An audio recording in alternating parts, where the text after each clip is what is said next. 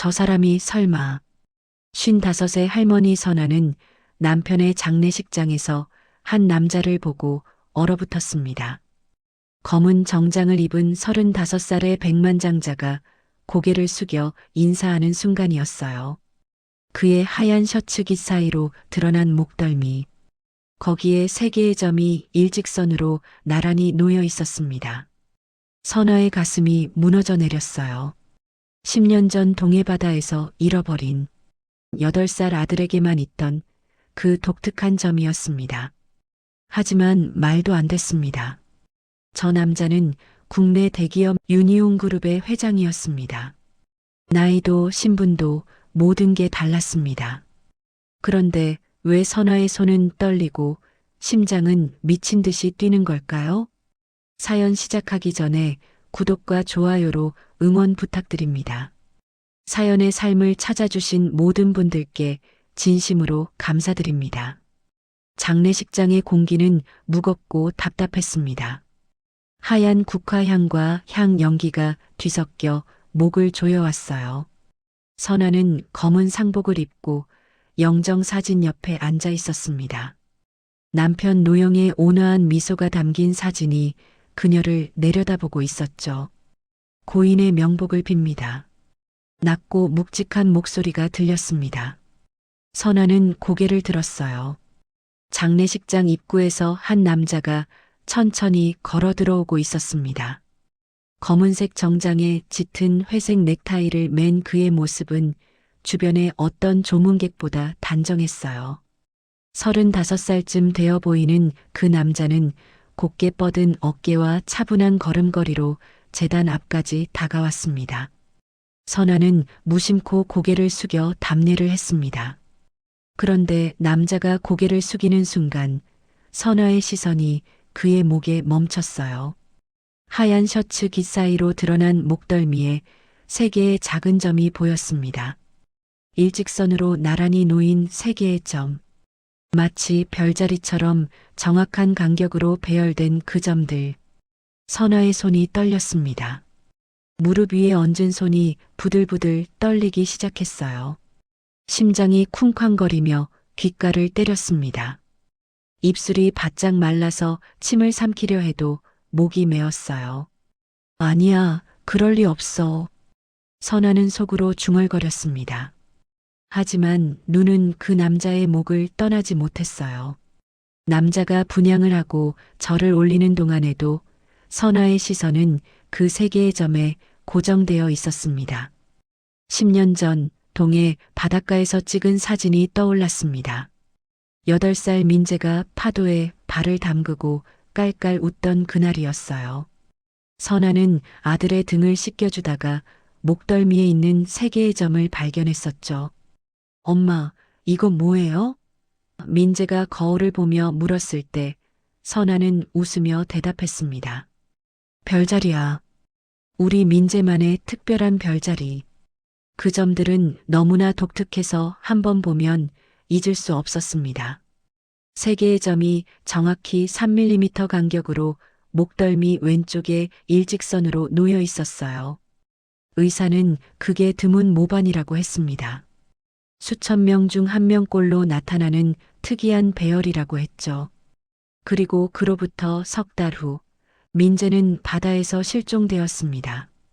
선아의 눈가에 뜨거운 것이 차올랐습니다. 남자가 절을 마치고 일어섰어요. 그가 고개를 들자 선아와 눈이 마주쳤습니다. 남자의 눈은 깊고 차가웠어요.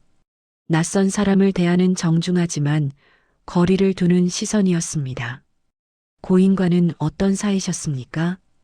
옆에서 조카가 물었습니다. 남자는 잠시 말을 멈췄다가 조용히 대답했어요. 몇 년 전 인쇄일로 도움을 받은 적이 있습니다. 부고를 보고 찾아뵙게 됐습니다. 목소리는 차분했지만 따뜻함은 없었습니다. 사무적이고 간결한 말투였습니다. 남자는 다시 한번 선아에게 고개를 숙이고는 돌아서서 나갔습니다. 선아는 그 뒷모습을 멍하니 바라봤습니다. 장례식장 불빛 아래서 남자의 뒷모습이 점점 작아졌습니다. 문이 닫히고 남자가 사라진 뒤에도 선아는 그 자리에 얼어붙은 채 앉아 있었습니다. 아주머니, 괜찮으세요? 누군가 물었지만 선아는 대답할 수 없었습니다.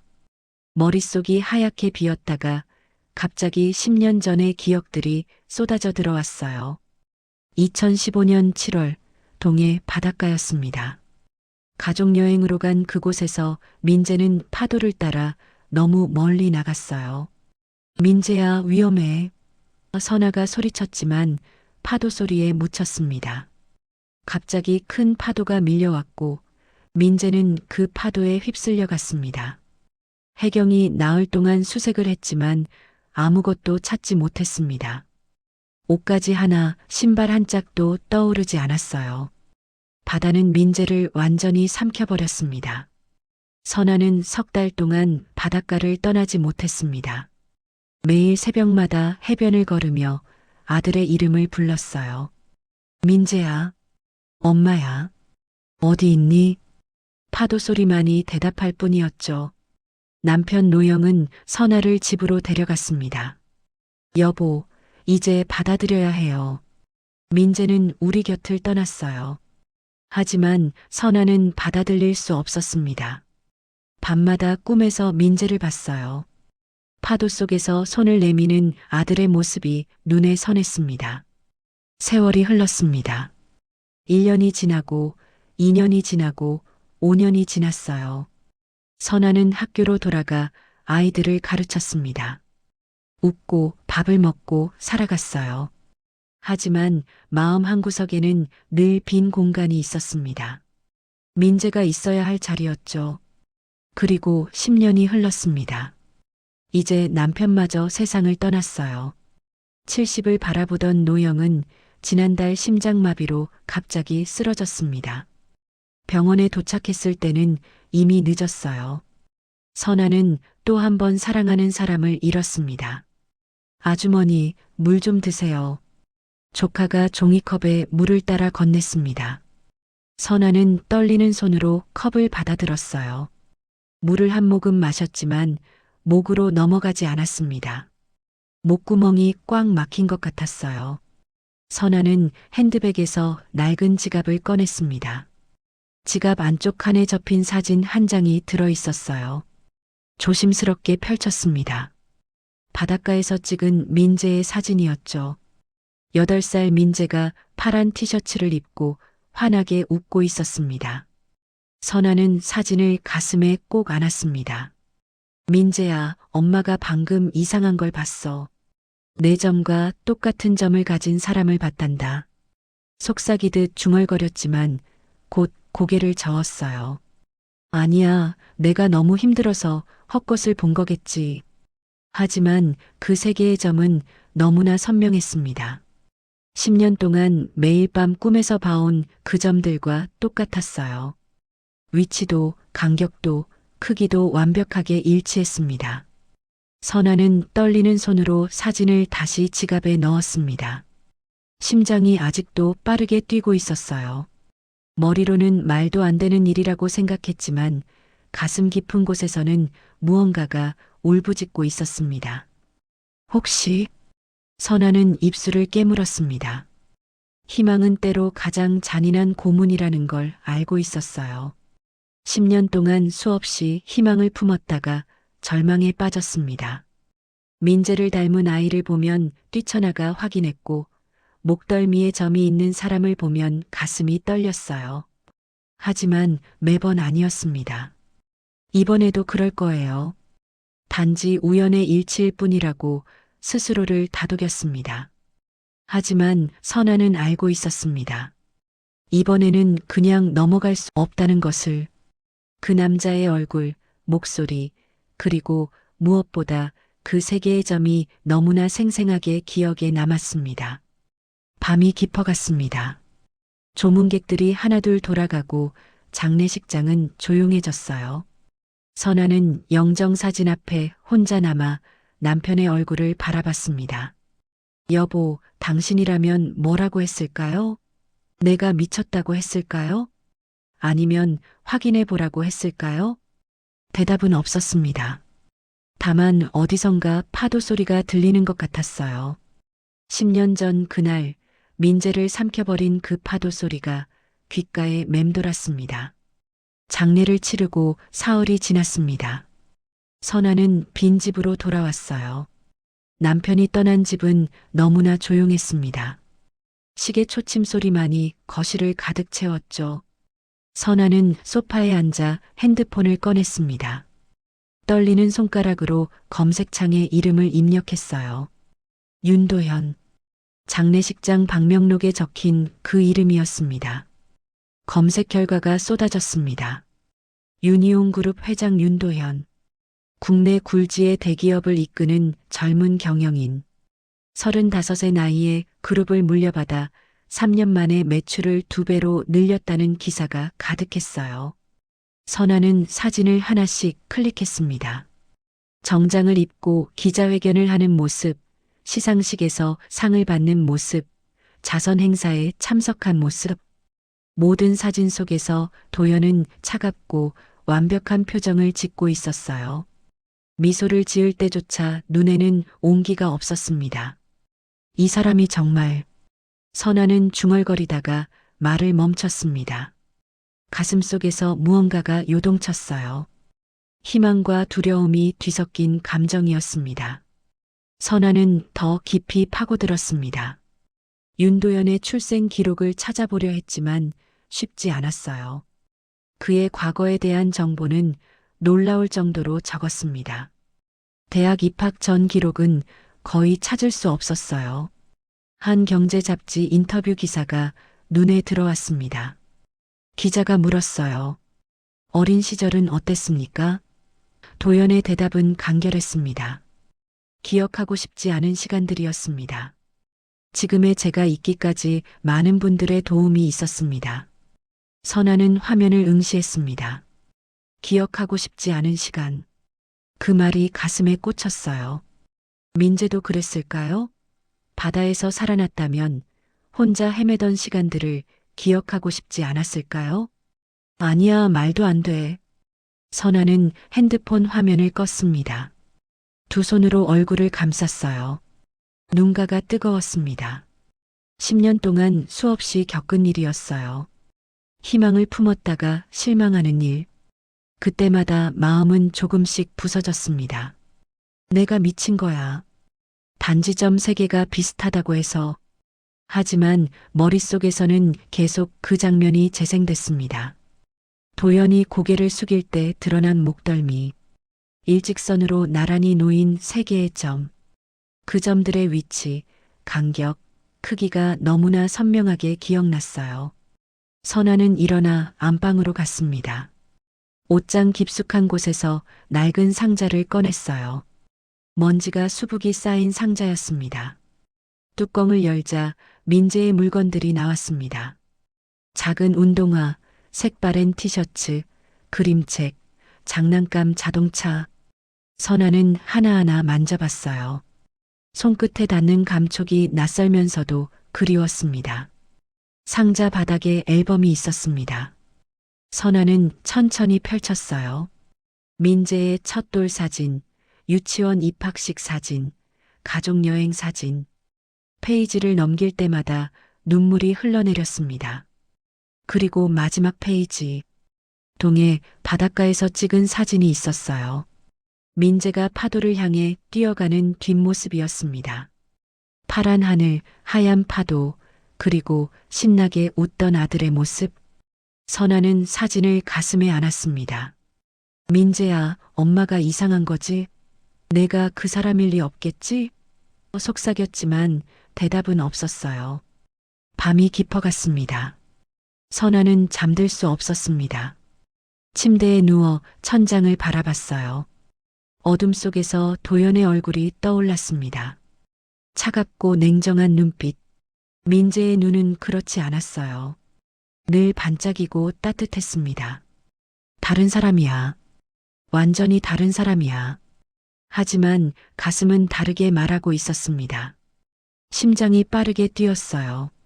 마치 무언가 중요한 일이 일어나려는 것처럼요. 새벽 4시. 선아는 여전히 잠들지 못했습니다. 일어나 거실로 나왔어요. 창밖은 아직 어두웠습니다. 선아는 소파에 앉아 다시 핸드폰을 켰습니다. 이번에는 입양 기록을 검색했습니다. 2015년부터 2017년 사이 남자 아이 입양 기록.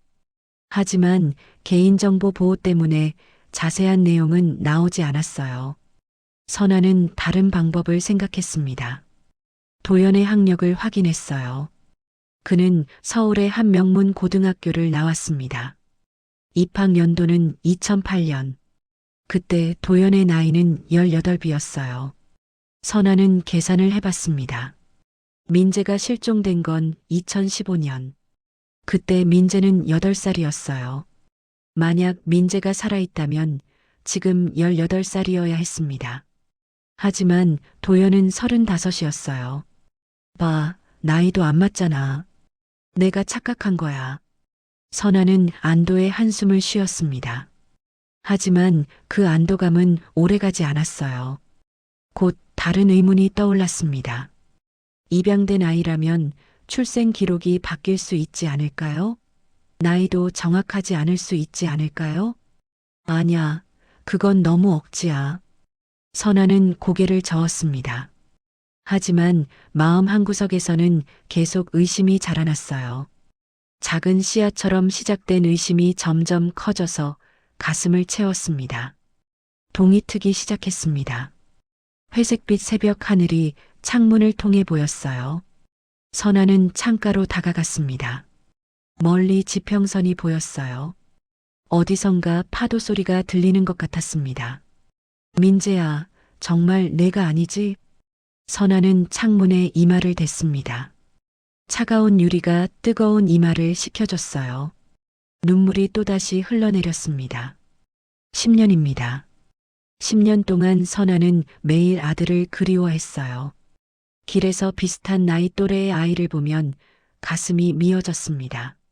민재도 저렇게 컸을까, 저렇게 웃었을까 하고 생각했어요. 시간이 흘러 이제는 민재가 18살 청년이 됐을 나이였습니다. 하지만 선아의 기억 속 민재는 여전히 8살이었어요. 파도를 향해 뛰어가던 그 작은 아이로 남아 있었습니다. 해가 떠올랐습니다. 햇살이 거실로 쏟아져 들어왔어요. 선아는 핸드폰 화면을 다시 봤습니다. 도연의 사진이 여전히 떠 있었어요. 한 번만 확인해 보자. 그냥 한 번만. 선아는 작은 소리로 말했습니다. 스스로를 설득하는 목소리였어요. 확인하고 나면 마음이 편해질 거라고, 착각이었다는 걸 알고 나면 포기할 수 있을 거라고 생각했습니다. 하지만 선아는 알고 있었습니다. 이건 단순한 확인이 아니라는 것을요. 이건 10년 동안 꺼지지 않았던 희망의 불씨를 다시 지피는 일이었어요.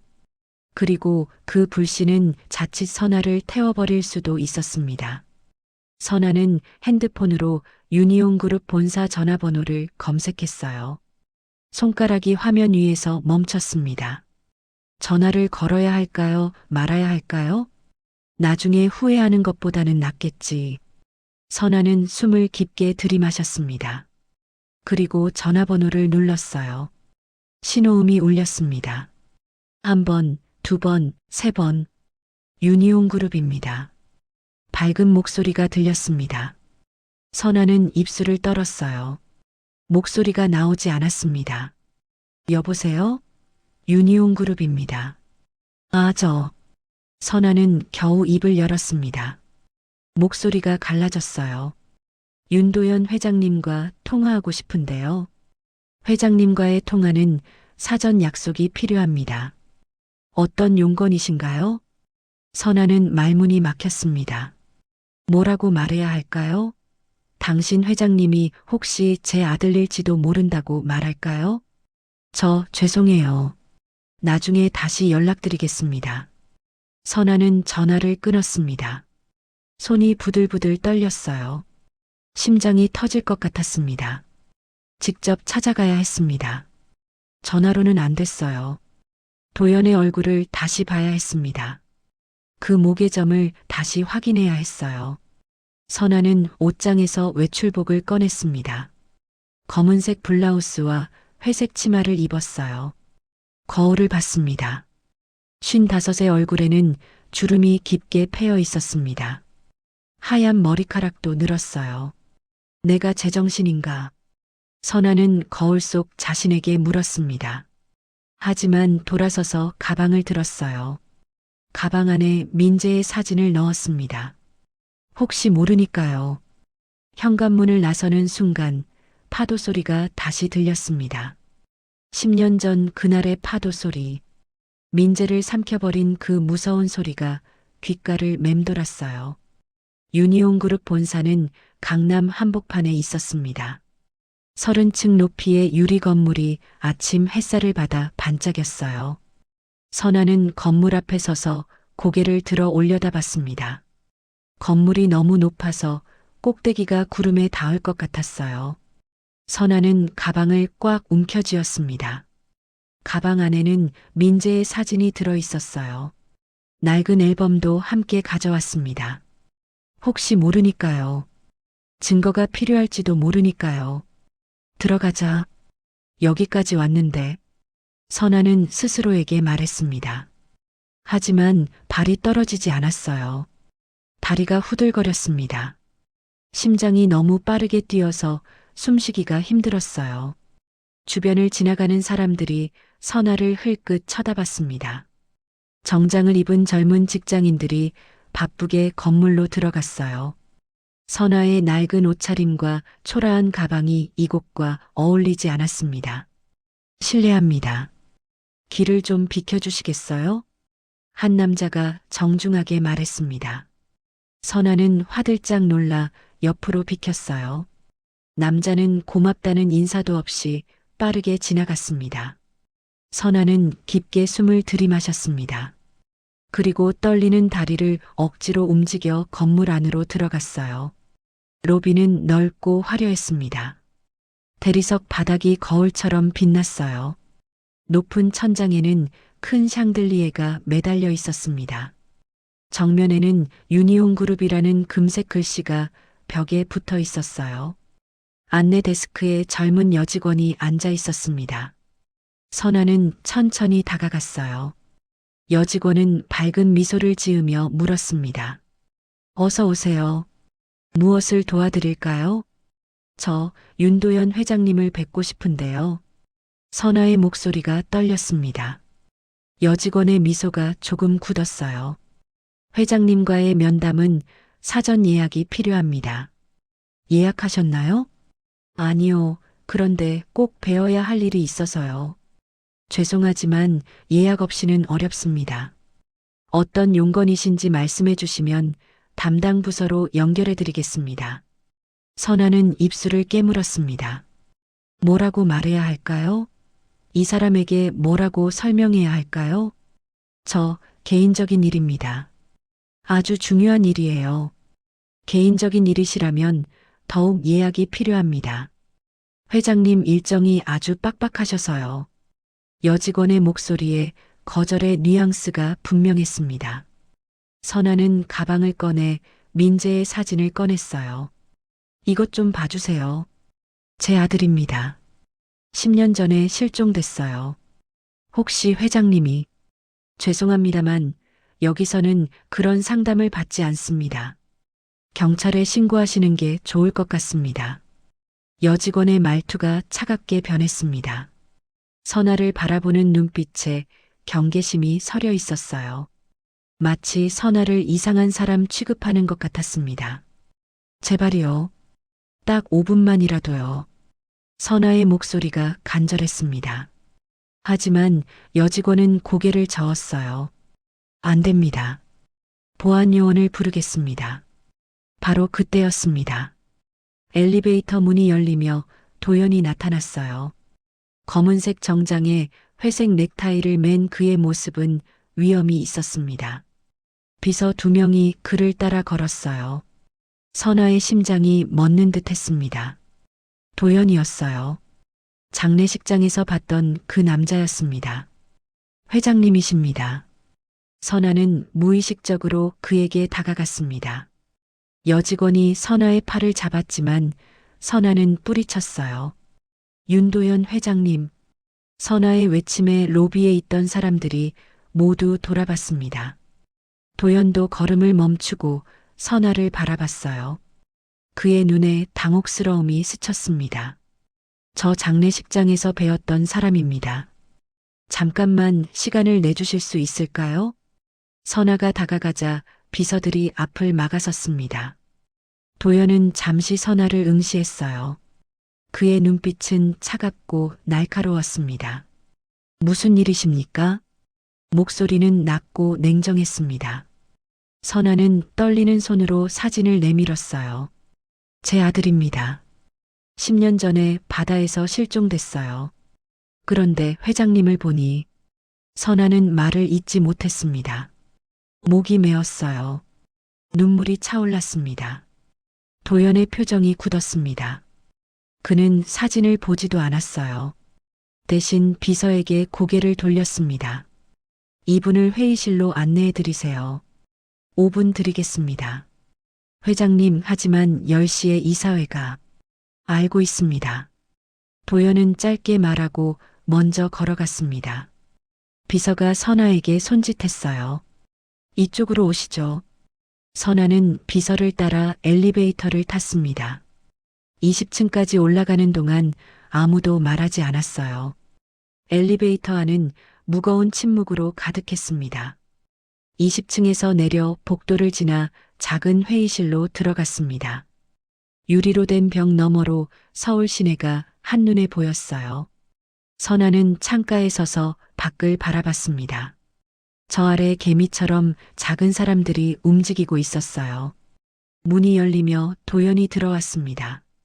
그는 문을 닫고 선아와 마주 섰어요. 두 사람 사이에 긴장감이 흘렀습니다. 말씀하세요. 5분 드린다고 했습니다. 도연의 목소리는 여전히 차갑고 사무적이었습니다. 선아는 가방에서 앨범을 꺼냈어요. 펼쳐서 도연에게 보여줬습니다. 이 아이가 제 아들 민재예요. 2015년 7월에 동해 바다에서 실종됐습니다. 당시 8살이었어요. 도연은 앨범을 내려다봤습니다. 표정에 변화가 없었어요. 마치 돌처럼 굳은 얼굴이었습니다. 그게 저와 무슨 상관입니까? 회장님 목에 점이 있지 않습니까? 3개의 점이요. 선아의 목소리가 떨렸습니다. 도연의 눈빛이 날카로워졌어요. 그게 무슨 의미입니까? 제 아들도 똑같은 점이 있었어요. 위치도 간격도 개수도 똑같습니다. 그건 아주 드문 모반이에요. 선아는 앨범의 다른 페이지를 펼쳤습니다. 민재의 목덜미를 확대한 사진이 있었어요. 3개의 점이 선명하게 보였습니다. 보세요. 이게 제 아들의 점입니다. 회장님 것과 똑같지 않습니까? 도연은 사진을 잠시 바라봤습니다. 그리고 고개를 들어 선아를 똑바로 쳐다봤어요. 그의 눈빛은 얼음처럼 차가웠습니다. 이런 방식의 접근은 법적으로 문제가 될 수 있습니다. 법적이라니요? 전 그저 많은 사람들이 저에게 이런 식으로 접근합니다. 잃어버린 가족이라고 주장하거나 과거의 인연이라고 말하죠. 목적은 하나입니다. 돈입니다. 선아는 얼굴이 하얗게 질렸습니다. 도연의 말이 가슴에 비수처럼 꽂혔어요. 저는 돈이 필요한 게 아닙니다. 진실이 알고 싶은 겁니다. 혹시라도, 정말 혹시라도 회장님이 제 아들이라면 저는 아닙니다. 도연이 단호하게 말했습니다. 그는 시계를 봤어요. 5분이 지났습니다. 이사회에 들어가야 합니다. 다시는 이런 식으로 찾아오지 마십시오. 다음에는 법적 조치를 취하겠습니다. 도연은 돌아서서 문을 열었습니다. 나가려는 순간 선아가 외쳤어요. 민재야. 도연의 발걸음이 멈췄습니다.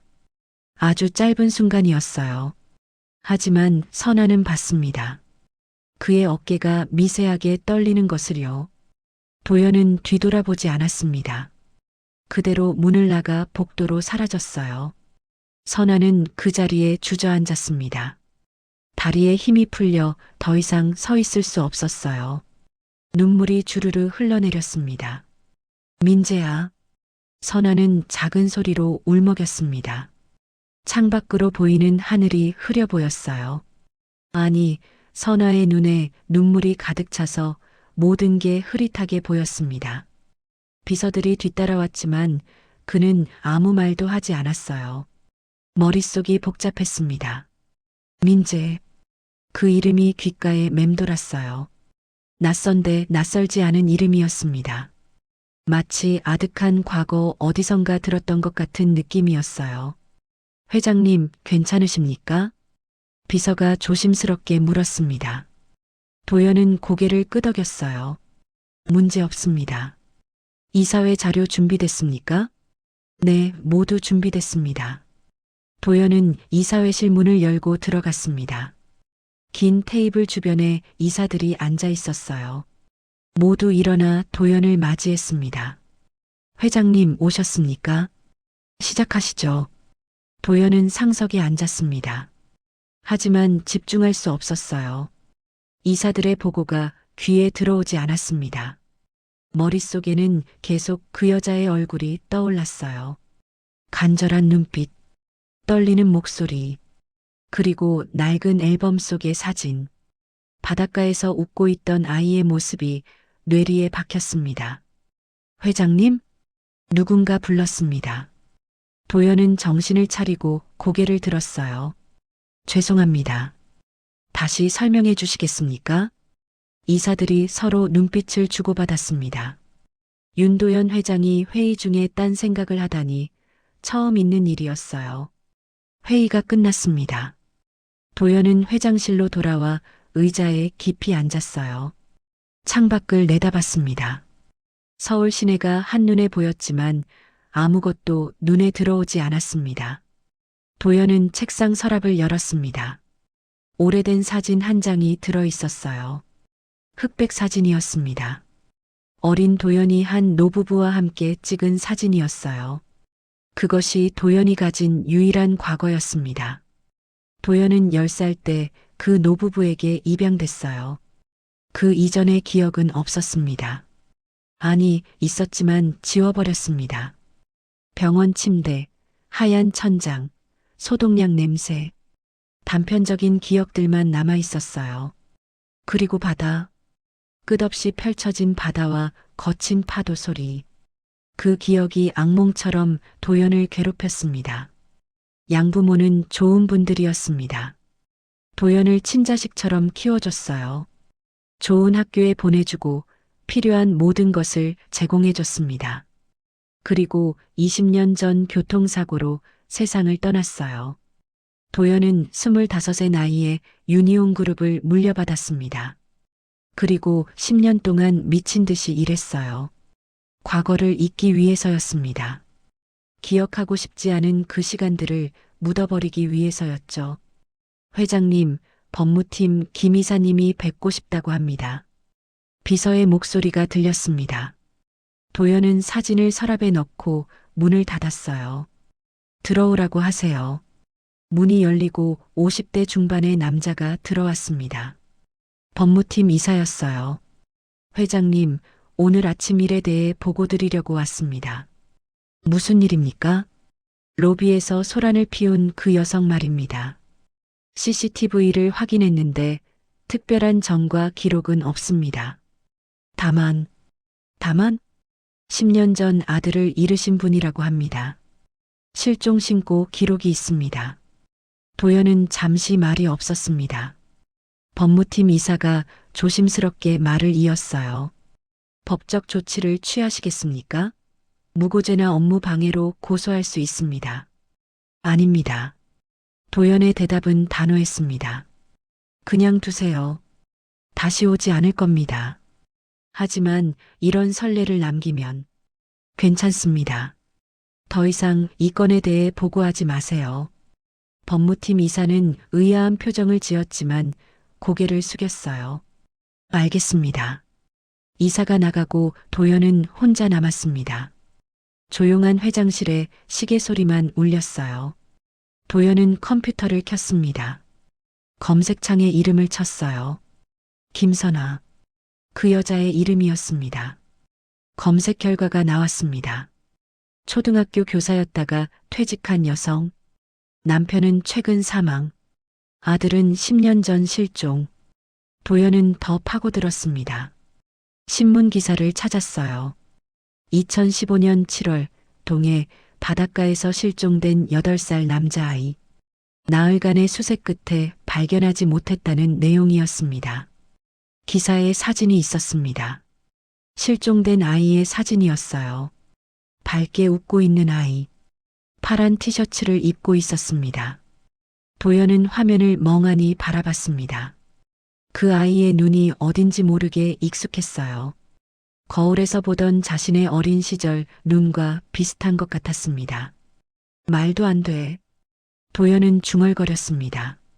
나이부터 맞지 않았어요. 도연은 35이었습니다. 만약 그 아이가 살아있다면 지금 18이어야 했죠.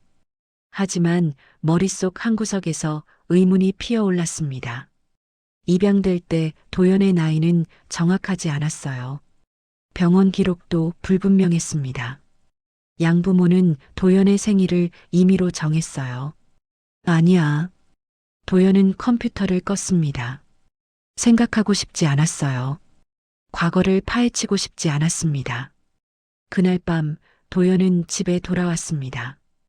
강남의 고급 아파트 30층이었어요.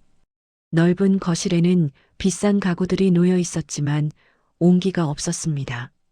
도연은 소파에 앉아 위스키를 마셨습니다. 술이 목을 타고 넘어갔지만 마음은 편하지 않았어요. 핸드폰이 울렸습니다. 병원에서 온 전화였어요. 회장님, 하준이 상태가 안 좋습니다. 빨리 오셔야 할 것 같습니다. 도연은 벌떡 일어났습니다. 재킷을 집어들고 밖으로 뛰어나갔어요. 병원까지 차로 20분이 걸렸습니다. 도연은 신호를 무시하며 달렸어요. 가슴이 조여왔습니다. 하준. 도연의 아들이었습니다. 8살 남자아이. 선천성 신부전증을 앓고 있었어요. 병원에 도착해 소아과 병동으로 뛰어갔습니다. 의사가 복도에서 기다리고 있었어요. 하준이 상태가 어떻습니까? 신장 기능이 급격히 떨어졌습니다. 더 이상 투석만으로는 한계입니다. 이식이 필요합니다. 도연의 얼굴이 창백해졌습니다. 이식 대기자 명단에는 올려놓지 않았습니까? 물론입니다. 하지만 조직 적합성이 맞는 기증자를 찾기가 쉽지 않습니다. 특히 하준이 혈액형은 희귀해서요. 도연은 병실 문을 열었습니다. 작은 침대에 하준이 누워 있었어요. 산소 마스크를 쓰고 있었습니다. 창백한 얼굴에 땀이 맺혀 있었어요. 아빠. 하준이 작은 소리로 불렀습니다. 도연은 아들의 손을 잡았어요. 차갑고 작은 손이었습니다. 괜찮아. 아빠가 여기 있어. 하준은 미소를 지으려 했지만 힘들어 보였어요. 도연의 가슴이 찢어지는 것 같았습니다. 의사가 밖에서 도연을 불렀습니다. 도연은 복도로 나갔어요. 회장님, 신장은 적합하지 않다는 검사 결과가 나왔습니다. 다른 가족 중에 없습니다. 전 입양됐습니다. 친부모가 누군지 모릅니다. 의사는 난처한 표정을 지었어요. 그렇다면 기증자를 찾을 때까지 기다려야 합니다. 하지만 시간이 많지 않습니다. 도연은 창밖을 바라봤습니다. 밤하늘에 별이 반짝이고 있었어요. 문득 오늘 아침 그 여자의 얼굴이 떠올랐습니다. 간절한 눈빛, 떨리는 목소리, 그리고 민재라는 이름. 도연은 고개를 저었습니다. 말도 안 되는 생각이었어요. 하지만 그 생각이 머릿속을 떠나지 않았습니다. 만약, 정말 만약이에요. 만약 그 여자의 말이 사실이라면 어떻게 될까요? 혈연관계라면 신장 이식이 가능할까요? 아니야. 도연은 중얼거렸습니다. 그건 너무나 허황된 희망이었어요. 하지만 하준의 창백한 얼굴이 눈앞에 아른거렸습니다. 도연은 핸드폰을 꺼냈습니다. 비서에게 전화를 걸었어요. 내일 아침 김선아라는 사람의 연락처를 알아내세요. 네. 누구 말씀이십니까? 오늘 아침 회사에 왔던 그 여자 말입니다. 비서는 잠시 침묵했습니다. 그리고 조심스럽게 대답했습니다. 알겠습니다. 도연은 전화를 끊고 병실로 돌아갔습니다. 하주는 잠들어 있었어요. 작고 여린 숨소리가 들렸습니다. 도연은 아들의 손을 잡고 앉았습니다. 밤이 깊어갔지만 잠들 수 없었어요. 머릿속에는 온통 오늘 있었던 일들이 맴돌았습니다. 선아는 집에 돌아와 침대에 누웠습니다. 하지만 잠들 수 없었어요. 눈을 감으면 도연의 차가운 눈빛이 떠올랐습니다. 그리고 그가 마지막으로 보인 그 미세한 떨림도요. 민재야. 선아가 그 이름을 불렀을 때 도연의 어깨가 떨렸어요. 아주 짧은 순간이었지만 선아는 놓치지 않았습니다. 그 떨림이 무엇을 의미하는지 알 수 없었지만 완전히 남이는 아니라는 느낌을 받았어요. 사흘이 지났습니다. 선아는 매일 핸드폰을 들여다봤어요. 혹시 도연에게서 연락이 올까 기대했지만 아무 소식이 없었습니다. 역시 내 착각이었나? 선아는 중얼거렸습니다. 가슴이 허전했어요. 마지막 희망마저 사라지는 것 같았습니다. 나흘째 되는 날 아침이었습니다. 선아는 거실에서 차를 마시고 있었어요. 텔레비전을 켰습니다. 아침 뉴스가 나오고 있었어요. 유니온그룹 윤도현 회장의 아들이 희귀 신장 질환으로 투병 중인 것으로 알려졌습니다. 윤 회장은 최근 기자회견에서 아들의 병을 공개하며 신장 기증을 호소했습니다. 선아는 차를 마시다 멈췄습니다. 화면에 도연이 나타났어요. 그는 기자들 앞에서 고개를 숙이고 있었습니다. 제 아들 하준이가 선천성 신부전증을 앓고 있습니다. 신장 이식이 절실한 상황입니다. 혈액형과 조직 적합성이 맞는 기증자를 찾고 있습니다. 부디 도움을 주십시오. 도연의 목소리는 떨리고 있었습니다. 화면 속 그의 얼굴은 지쳐 보였어요. 눈 밑에는 다크서클이 짙게 드리워져 있었습니다. 선아는 텔레비전 앞으로 다가갔습니다. 화면을 뚫어지게 바라봤어요. 아들이 있었구나. 선아의 가슴이 뛰기 시작했습니다. 만약 도연이 정말 민재라면 그 아이는 선아의 손자였어요. 혈연이라면 신장 이식이 가능할지도 모릅니다. 선아는 핸드폰을 들었습니다. 인터넷으로 병원을 검색했어요. 뉴스에서 서울대 병원이라고 했습니다. 소아과 병동. 가봐야 해. 선아는 재킷을 걸쳤습니다. 가방을 들고 집을 나섰어요. 지하철을 타고 병원으로 향했습니다. 1시간 후 선아는 서울대병원에 도착했습니다. 큰 건물이 우뚝 솟아 있었어요. 사람들이 분주하게 드나들고 있었습니다. 선아는 안내 데스크에서 소아과 병동 위치를 물었습니다. 7층이었어요. 엘리베이터를 타고 올라갔습니다. 소아과 병동은 조용했습니다. 복도 벽에는 아이들이 그린 그림이 붙어 있었어요. 선아는 천천히 복도를 걸었습니다. 간호사실 앞을 지나칠 때 간호사 한 명이 나왔습니다. 무엇을 도와드릴까요? 저 윤아준이라는 아이를 찾고 있는데요. 간호사의 얼굴이 조금 굳었어요. 하준이 보호자이십니까? 아니요. 그런데 아이를 꼭 만나보고 싶어서요. 죄송합니다만 보호자가 아니시면 면회가 어렵습니다. 특히 하준이는 지금 상태가 좋지 않아서요. 선아는 고개를 숙였습니다. 예상했던 대답이었어요. 알겠습니다. 그럼 멀리서라도 볼 수 있을까요? 간호사는 난처한 표정을 지었습니다. 하지만 선아의 간절한 눈빛을 보고는 작게 한숨을 쉬었어요. 잠깐만요. 간호사는 복도 끝을 가리켰습니다. 저쪽 창문으로 보이는 병실이 하준이 병실입니다. 하지만 들어가시면 안 됩니다. 감사합니다. 선아는 복도 끝으로 걸어갔습니다. 창문 너머로 병실이 보였어요. 작은 침대에 아이가 누워 있었습니다. 선아는 창문에 얼굴을 가까이 댔습니다. 아이의 얼굴이 희미하게 보였어요. 8살쯤 되어 보이는 남자아이였습니다. 창백한 얼굴에 산소 마스크를 쓰고 있었어요. 선아의 눈에 눈물이 차올랐습니다. 아이가 너무 아파 보였어요. 가슴이 미어졌습니다. 침대 옆에 도연이 앉아 있었습니다. 그는 아이의 손을 잡고 있었어요. 고개를 숙인 채 무언가 말하고 있는 것 같았습니다. 저 아이가 내 손자일지도 모르는데. 선아는 중얼거렸습니다. 가슴속에서 무언가 뜨거운 것이 치밀어 올랐어요. 바로 그때였습니다. 도연이 고개를 들었어요. 창문 너머로 선아를 봤습니다.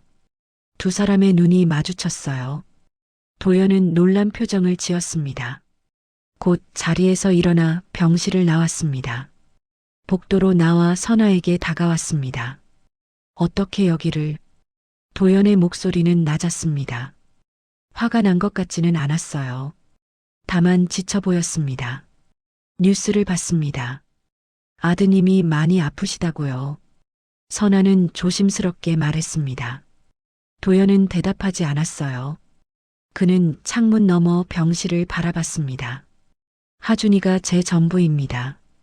도연의 목소리가 떨렸습니다. 선아는 그의 옆 얼굴을 봤어요. 단단해 보이던 그의 얼굴에 깊은 슬픔이 서려 있었습니다. 신장 이식이 필요하다고 들었습니다. 네. 기증자는 찾으셨습니까? 아직입니다. 하준이 혈액형이 희귀해서요. 조직 적합성까지 맞는 사람을 찾기가 어렵습니다. 선아는 숨을 깊게 들이마셨습니다. 그리고 조용히 말했어요. 제가 검사를 받아보고 싶습니다. 도연이 선아를 돌아봤습니다. 눈이 커졌어요. 무슨 말씀이십니까? 만약 제가 기증자가 될 수 있다면 돕고 싶습니다. 왜요? 우리는 남입니다. 선아는 도연을 똑바로 바라봤습니다. 눈물이 글썽였어요. 남이 아닐지도 모릅니다. 그리고 설령 남이라 해도 아픈 아이를 그냥 둘 수는 없어요. 도연은 선아를 오래 바라봤습니다. 그의 눈빛이 흔들렸어요. 의심과 희망이 교차했습니다. 검사를 받으시겠다는 겁니까? 네. 왜 그러시는 겁니까? 진짜 이유가 뭡니까? 선아는 잠시 망설였습니다. 그리고 천천히 입을 열었어요. 회장님이 제 아들인지 확인하고 싶습니다. 그리고 만약 아니더라도 아픈 아이에게 도움이 된다면 기쁠 것 같습니다. 도연은 말없이 서 있었습니다. 한참을 고민하는 듯 했어요. 그리고 마침내 고개를 끄덕였습니다. 알겠습니다. 검사를 받으시죠. 도연은 간호사실로 갔습니다. 잠시 후 간호사와 함께 돌아왔어요. 이분을 검사실로 안내해 주세요. 조직 적합성 검사를 받으실 겁니다. 간호사가 선아를 안내했습니다. 엘리베이터를 타고 3층으로 내려갔어요. 검사실은 복도 끝에 있었습니다. 여기서 혈액 검사를 받으시면 됩니다. 결과는 이틀 후에 나옵니다. 선아는 검사실로 들어갔습니다. 의자에 앉아 팔을 내밀었어요. 간호사가 주사기로 피를 뽑았습니다. 긴장하지 마세요. 금방 끝납니다. 붉은 피가 주사기로 빨려 들어갔습니다. 선아는 그 피를 바라봤어요. 이 피 속에 답이 있을까요?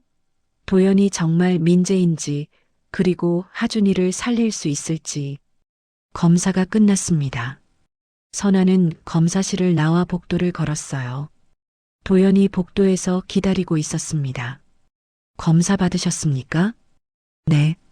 이틀 후에 결과가 나온다고 합니다. 제가 연락드리겠습니다. 선아는 고개를 끄덕였습니다. 두 사람은 잠시 말없이 서 있었어요. 회장님, 선아가 조심스럽게 불렀습니다.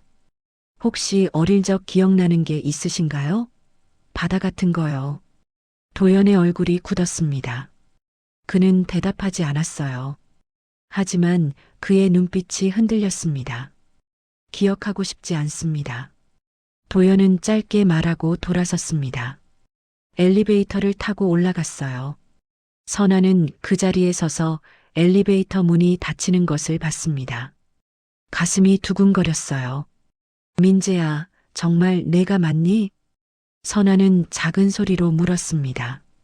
하지만 대답은 없었어요. 다만 복도의 소독약 냄새만 맴돌았습니다. 선아는 병원을 나왔습니다. 밖은 해가 중천에 떠 있었어요. 따뜻한 햇살이 내리쬐었습니다. 하지만 선아의 마음은 여전히 무겁고 답답했어요. 이틀, 단 이틀만 기다리면 됩니다. 그 이틀이 선아에게는 평생처럼 느껴질 것 같았어요. 이틀이 지났습니다. 선아는 그 이틀 동안 잠을 제대로 이루지 못했어요. 핸드폰을 손에서 놓지 못했습니다. 밤마다 화면을 들여다보며 혹시 전화가 올까 기다렸어요. 셋째 날 오전 10시였습니다. 핸드폰이 울렸어요. 선아는 화들짝 놀라 전화를 받았습니다. 여보세요? 김선아 씨이십니까? 서울대병원 신장내과입니다. 여자의 차분한 목소리가 들렸습니다. 선아의 심장이 미친 듯이 뛰기 시작했어요. 네, 맞습니다. 검사 결과가 나왔습니다. 병원으로 오실 수 있으십니까? 담당 교수님께서 직접 설명드리고 싶어 하십니다. 지금 바로 가겠습니다. 선아는 전화를 끊고 재킷을 걸쳤습니다. 손이 떨려서 단추를 채우기가 힘들었어요. 가방을 들고 집을 나섰습니다. 지하철을 타고 병원으로 향했습니다. 1시간이 영원처럼 느껴졌어요. 차창 밖 풍경이 눈에 들어오지 않았습니다.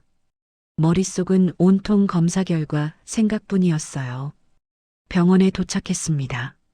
선아는 안내 데스크에서 신장내과 위치를 물었어요. 5층이었습니다. 엘리베이터를 타고 올라갔어요. 신장내과 접수처에서 이름을 말했습니다. 간호사가 안내했어요. 이수진 교수님 진료실입니다. 노크하고 들어가세요. 선아는 문 앞에 섰습니다. 숨을 깊게 들이마셨어요. 그리고 노크했습니다. 들어오세요. 문을 열고 들어갔습니다. 넓은 진료실이었어요. 책상 뒤에 40대 중반으로 보이는 여자 의사가 앉아 있었습니다. 그리고 그 옆에 도연이 서 있었어요. 선아는 놀라 멈칫했습니다. 도연도 선아를 봤어요. 두 사람의 눈이 마주쳤습니다. 앉으세요. 이수진 교수가 말했습니다. 선아는 의자에 앉았어요. 다리가 후들거렸습니다. 이수진 교수는 책상 위 서류를 펼쳤습니다. 검사 결과지였어요. 검사 결과를 말씀드리겠습니다. 이수진 교수의 목소리는 침착했지만 어딘가 놀라움이 섞여 있었어요. 김선아 씨의 혈액형은 RH-입니다. 윤아준 군과 같은 혈액형입니다. 선아의 가슴이 쿵쾅거렸습니다. 도연은 창밖을 바라보고 있었어요. 그리고 조직 적합성 검사 결과입니다. 이수진 교수는 잠시 말을 멈췄습니다. 그리고 선아를 똑바로 바라봤어요. 완벽하게 일치합니다. 네. 선아는 자신의 귀를 의심했습니다. 이수진 교수가 다시 말했어요. HLA 항원이 6개 모두 일치합니다. 이건 정말 드문 경우입니다. 보통 형제자매 사이에서도 완벽한 일치는 4분의 1 확률입니다. 남남 사이에서는 거의 기적에 가깝죠. 선아는 말문이 막혔습니다. 눈물이 주르르 흘러내렸어요.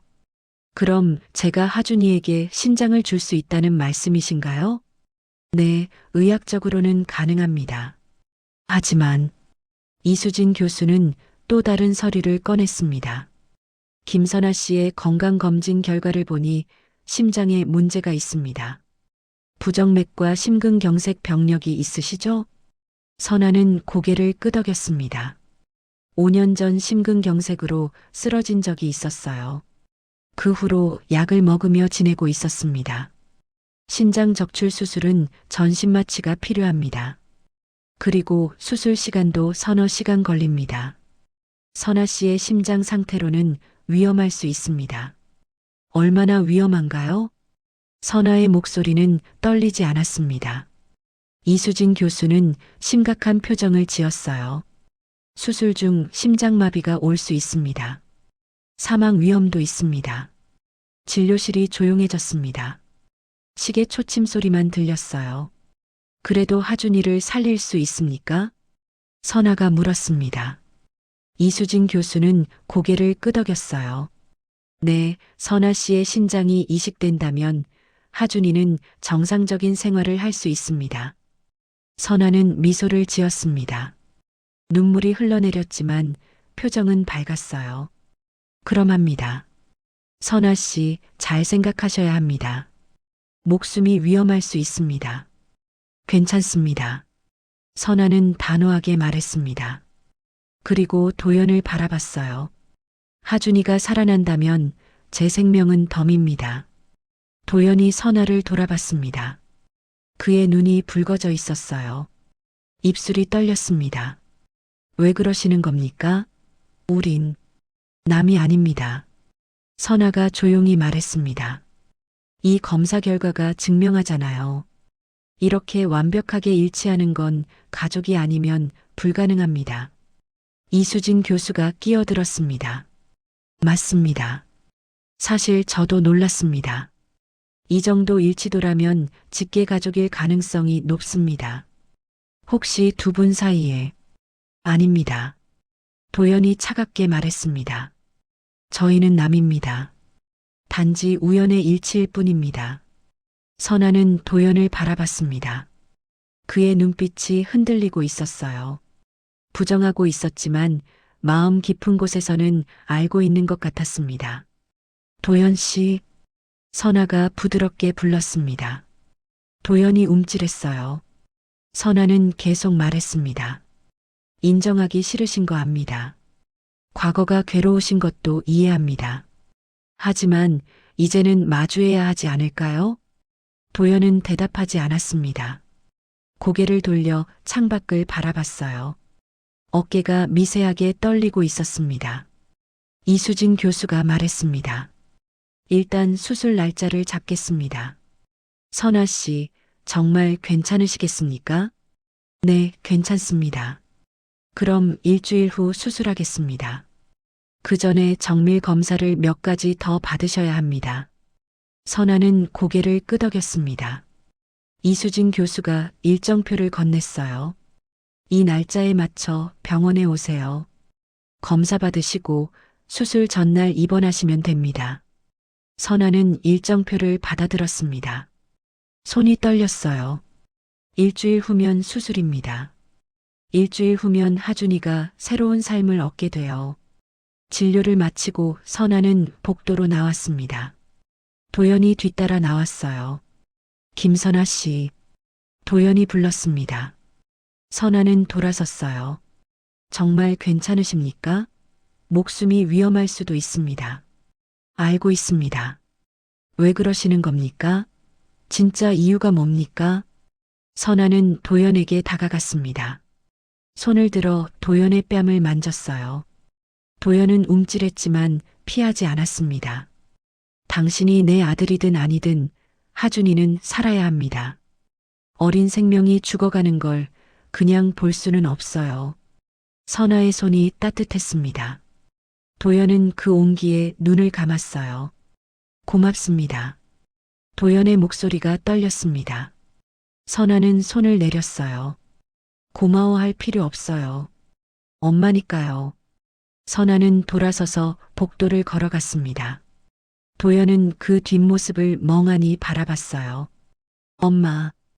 그 단어가 가슴을 찔렀습니다. 오래전 잊어버렸던 단어였어요. 아니, 잊으려고 애썼던 단어였습니다. 도연은 벽에 기대섰습니다. 다리에 힘이 풀렸어요. 눈물이 주르르 흘러내렸습니다. 엄마, 작은 소리로 중얼거렸습니다. 목이 메었어요. 가슴속 깊은 곳에서 무언가 터져 나오려 했습니다. 하지만 도연은 참았습니다. 눈물을 닦고 고개를 들었어요. 아직 확실하지 않았습니다.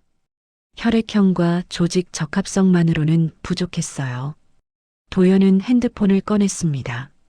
비서에게 전화를 걸었어요. DNA 검사를 의뢰하세요. 은밀하게요. 무슨 검사 말씀이십니까? 김선아라는 분과 저의 DNA를 비교하는 겁니다. 친자 확인 검사요. 비서는 잠시 침묵했습니다. 그리고 조심스럽게 대답했어요. 알겠습니다. 어떻게 샘플을 구하면 될까요? 제 것은 제가 보내겠습니다. 김선아 씨 것은 병원에서 검사할 때 나온 혈액 샘플을 사용하세요. 알겠습니다.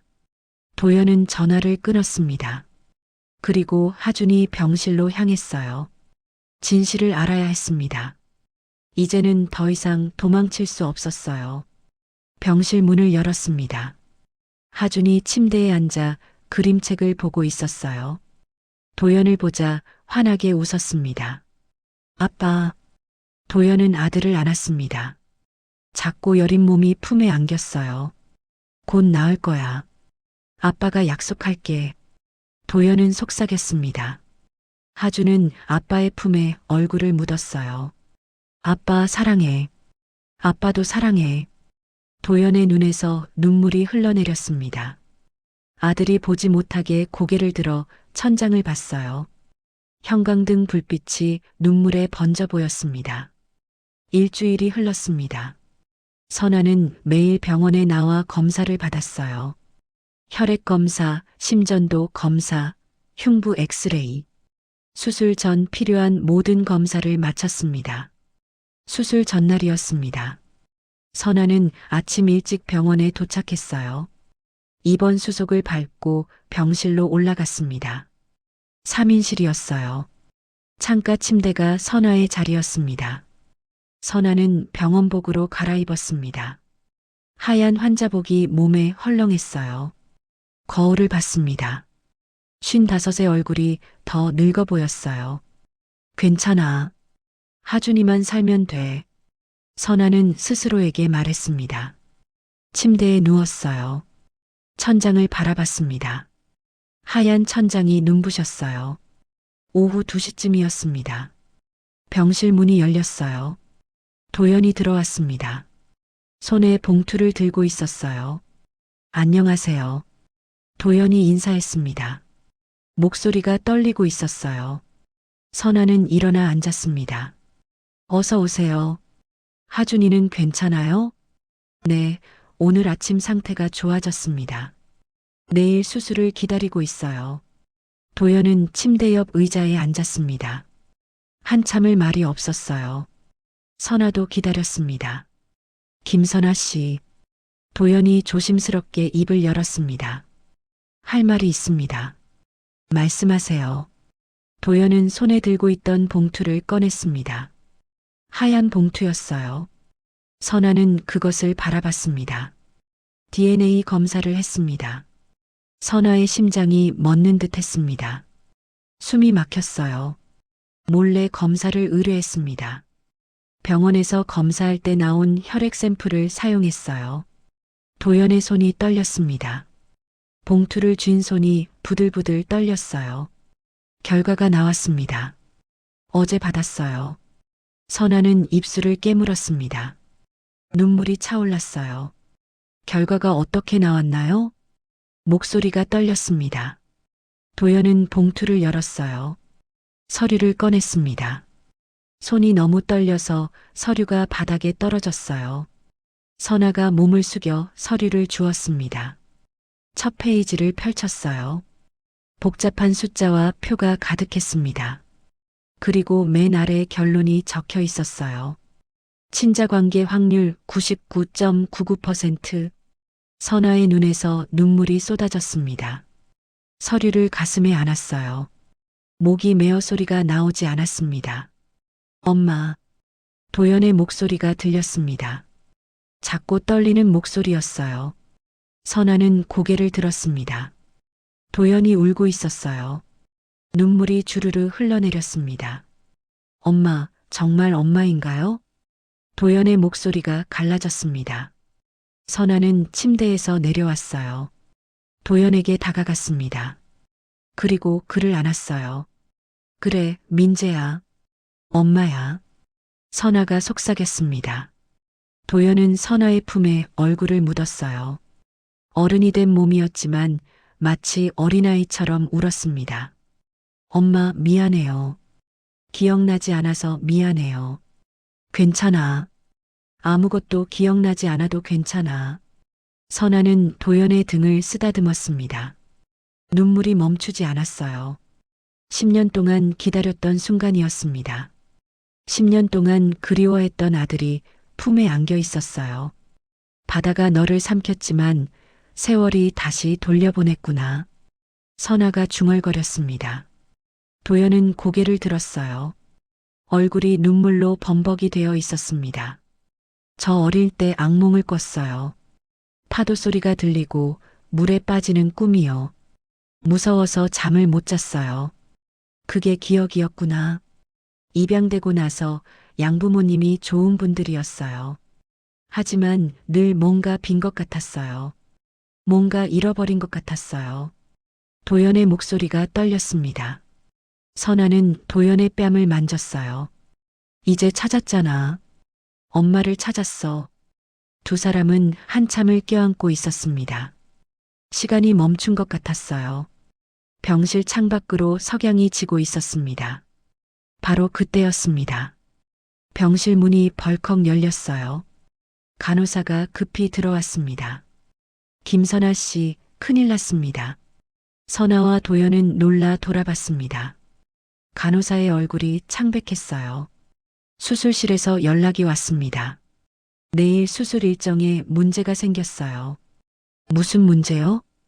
도연이 물었습니다. 간호사는 숨을 헐떡였어요. 하준이 상태가 급격히 나빠졌습니다. 지금 당장 수술하지 않으면 위험합니다. 선아의 얼굴이 하얗게 질렸습니다. 도연이 벌떡 일어났어요. 지금 당장이요? 네, 이수진 교수님이 수술팀을 긴급 소집했습니다. 1시간 내로 수술에 들어가야 합니다. 선아는 침대에서 일어났습니다. 다리가 후들거렸지만 꿋꿋이 섰어요. 알겠습니다. 준비하겠습니다. 하지만 선아 씨, 준비 시간이 너무 부족합니다. 금식도 안 하셨고, 괜찮습니다. 해야 합니다. 선아의 목소리는 단호했습니다. 간호사는 난처한 표정을 지었어요. 교수님께 여쭤보겠습니다. 잠시만 기다리세요. 간호사가 나갔습니다. 병실에 선아와 도연만 남았어요. 엄마, 너무 위험해요. 준비도 안 된 상태에서 도연의 목소리가 떨렸습니다. 선아는 도연의 손을 잡았어요. 민재야, 하준이는 내 아들이고 내 손자야. 가족을 위해서라면 뭐든지 할 수 있어. 하지만 엄마 목숨이. 괜찮아. 엄마는 오래 살았어. 하지만 하준이는 이제 겨우 8살이야. 앞으로 살 날이 많아. 선아는 미소를 지었습니다. 눈물이 흘러내렸지만 표정은 평온했어요. 병실 문이 다시 열렸습니다. 이수진 교수가 들어왔어요. 얼굴이 심각했습니다. 선아 씨, 들으셨죠? 하준이 상태가 위급합니다. 수술하겠습니다. 하지만 위험합니다. 준비가 안 된 상태에서 수술하면 합병증 위험이 높아요. 특히 선아 씨 심장 상태를 생각하면. 그래도 합니다. 선아의 목소리는 흔들리지 않았습니다. 이수진 교수는 선아를 오래 바라봤어요. 정말 괜찮으시겠습니까? 네. 이수진 교수는 고개를 끄덕였습니다. 알겠습니다. 최선을 다하겠습니다. 30분 후 수술실로 올라오세요. 교수가 나갔습니다. 간호사들이 들어와 선아를 준비시키기 시작했어요. 링거를 꽂고 혈압을 재고 수술복으로 갈아입혔습니다. 도연은 옆에서 지켜봤습니다. 손을 꽉 쥐고 있었어요. 입술을 깨물었습니다. 엄마. 도연이 불렀습니다. 선아는 도연을 바라봤어요. 엄마 사랑해요. 엄마도 사랑해, 민재야. 간호사들이 침대를 밀기 시작했습니다. 선아를 태운 침대가 복도로 나갔어요. 도연이 뒤따라갔습니다. 엘리베이터를 타고 수술실이 있는 층으로 올라갔습니다. 수술실 앞 대기실에 멈췄어요. 여기서부터는 보호자는 못 들어갑니다. 간호사가 말했습니다. 도연은 선아의 손을 잡았어요. 엄마, 꼭 무사히 돌아오세요. 그래, 걱정하지 마. 선아는 미소를 지었습니다. 그리고 수술실 문이 열렸어요. 침대가 안으로 들어갔습니다. 문이 닫혔어요. 도연은 그 자리에 주저앉았습니다. 복도 바닥에 털썩 앉아서 머리를 감싸쥐었어요. 제발, 제발 무사하게 해주세요. 도연은 기도했습니다. 눈물이 바닥에 똑똑 떨어졌어요. 수술실 위에 빨간 불이 켜졌습니다. 수술 중이라는 표시였어요. 도연은 그 빨간 불을 멍하니 바라봤습니다. 시간이 흘렀습니다. 1시간, 2시간, 3시간. 도연은 복도에 앉아 기다렸어요. 움직이지 않았습니다. 4시간째였습니다. 갑자기 수술실 문이 벌컥 열렸어요. 의사 한 명이 급히 뛰어나왔습니다. 윤도연 씨. 도연은 벌떡 일어났습니다. 의사의 얼굴이 창백했어요. 김선아 씨 상태가 위독합니다. 지금 심장이 멎었습니다. 심폐소생술 중입니다. 도연의 세상이 무너져 내렸습니다. 다리에 힘이 풀려 그 자리에 주저앉았어요. 엄마. 도연은 울부짖었습니다. 복도에 그의 울음소리가 메아리 쳤습니다. 도연은 복도 바닥에 무너져 앉았습니다. 두 손으로 얼굴을 감쌌어요. 몸이 부들부들 떨렸습니다. 엄마, 제발. 제발이요. 도연은 기도했습니다. 눈물이 손가락 사이로 흘러내렸어요. 가슴이 찢어지는 것 같았습니다. 수술실 문은 굳게 닫혀 있었습니다. 빨간 불이 여전히 켜져 있었어요. 안에서 무슨 일이 일어나고 있는지 알 수 없었습니다. 10분이 지났습니다. 도연에게는 10년처럼 느껴졌어요. 시간이 멈춘 것 같았습니다. 수술실 문이 조금 열렸습니다. 간호사 한 명이 고개를 내밀었어요. 윤도연 씨, 잠깐 들어오시겠습니까? 도연은 벌떡 일어났습니다. 비틀거리며 수술실로 들어갔어요. 수술실 안은 밝았습니다. 형광등 불빛이 눈부셨어요. 의사들이 선아를 둘러싸고 있었습니다. 심폐소생술을 하고 있었어요. 하나, 둘, 셋. 의사가 선아의 가슴을 눌렀습니다. 심장 모니터에서 삐소리가 났어요. 평평한 선이었습니다. 다시 의사가 말했습니다. 또다시 가슴을 눌렀어요. 모니터가 깜빡였습니다. 하지만 곧 다시 평평해졌어요. 도연은 그 광경을 멍하니 바라봤습니다. 입술이 파랗게 질렸어요. 엄마. 작은 소리로 불렀습니다. 하지만 선아는 대답하지 않았어요. 산소 마스크 너머 얼굴이 창백했습니다. 다시 한번 의사가 외쳤습니다. 전기 충격기를 선아의 가슴에 댔어요. 전류가 흘렀습니다. 선아의 몸이 움찔 떨렸어요. 모니터를 봤습니다. 평평한 선이 깜빡이더니 작은 파동이 생겼어요. 그리고 다시 평평해졌습니다. 안 돼요. 다시요. 의사의 목소리가 다급했습니다. 다시 충격을 가했어요. 선아의 몸이 움직였습니다. 모니터에 파동이 생겼습니다. 작은 파동이었어요. 하지만 규칙적으로 움직이기 시작했습니다. 심장이 뛰기 시작했습니다. 간호사가 외쳤습니다.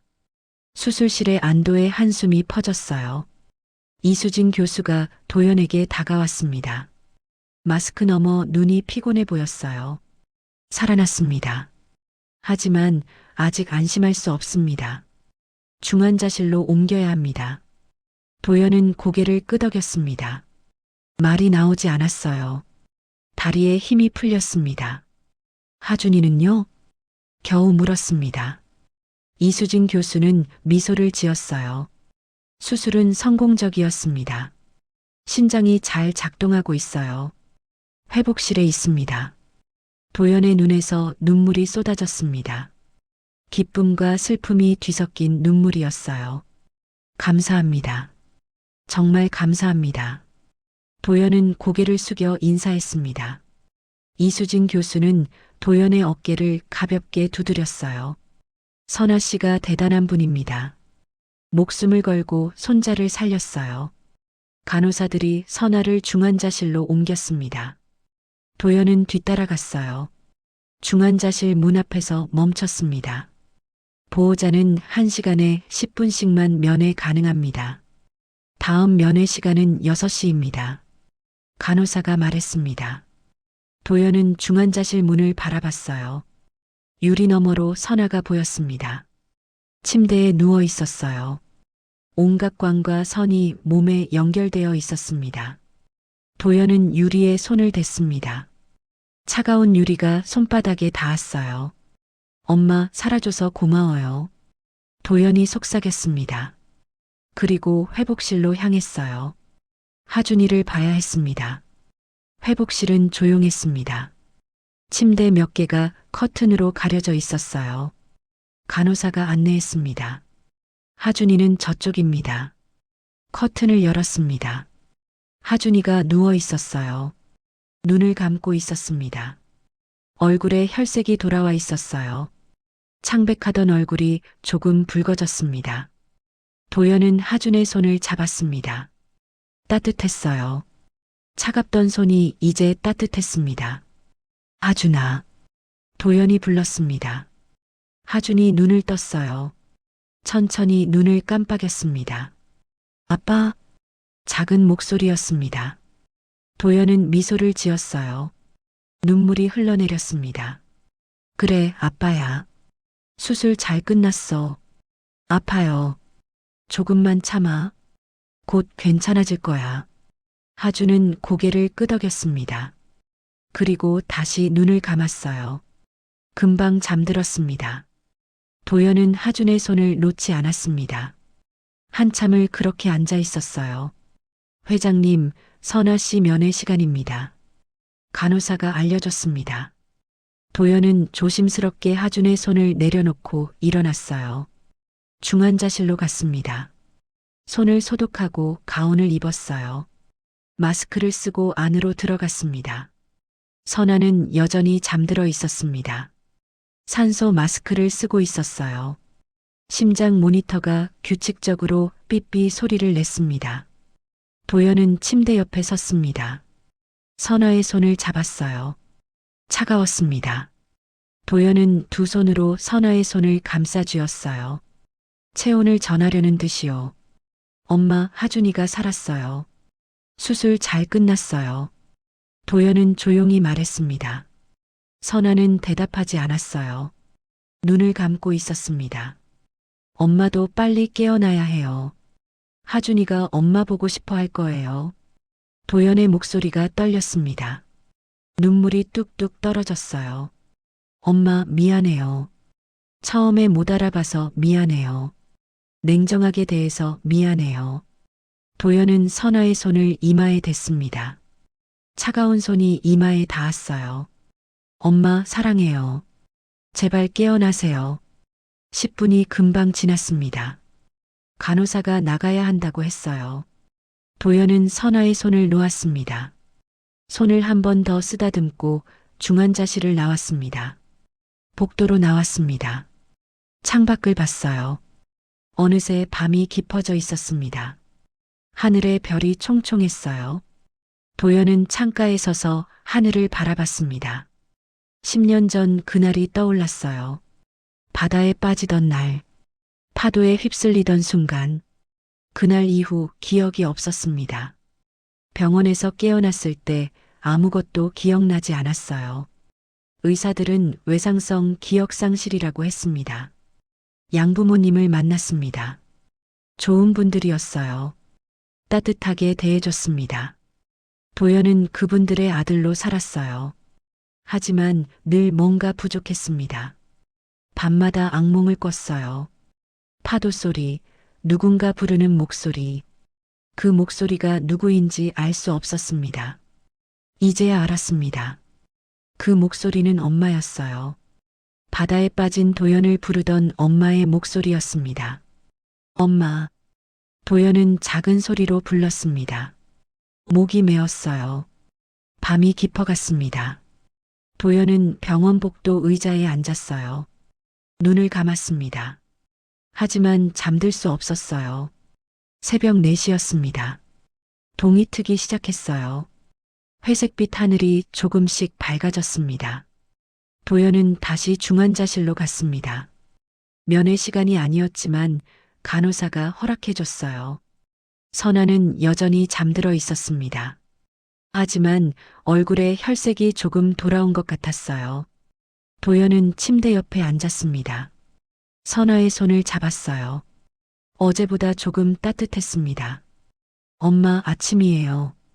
해가 떠오르고 있어요. 도연은 창밖을 가리켰습니다. 수평선 너머로 해가 떠오르고 있었어요.